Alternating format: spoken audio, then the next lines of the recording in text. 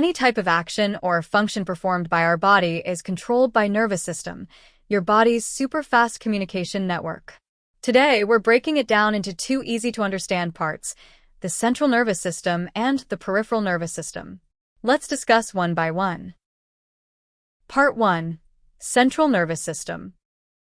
The central nervous system, or CNS, is like the boss of your body. The CNS acts as the body's main processing unit, interpreting sensory information and coordinating responses.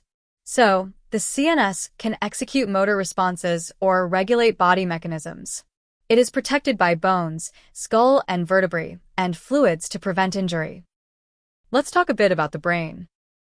There are 6 main sections among other structures in brain: cerebrum, cerebellum, diencephalon, the midbrain, pons, and the medulla oblongata. Brain can be divided into 3 general regions: the hindbrain, midbrain, and forebrain. First, let's examine the hindbrain that includes the parts named medulla, pons, and cerebellum. The medulla oblongata regulate autonomic functions like breathing, blood pressure, and heart rate.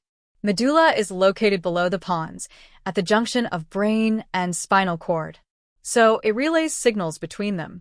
It sorts out incoming information from the body and transmits it to the appropriate brain regions for further processing.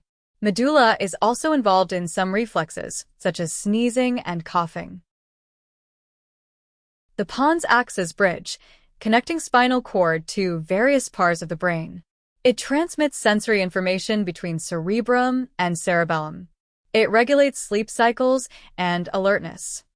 Pons also responsible for some reflexes like chewing, tasting, facial expressions, and saliva production. Medulla and pons are parts of brainstem. Brainstem is the vital part of the central nervous system that is located at the base of brain, just above the spinal cord.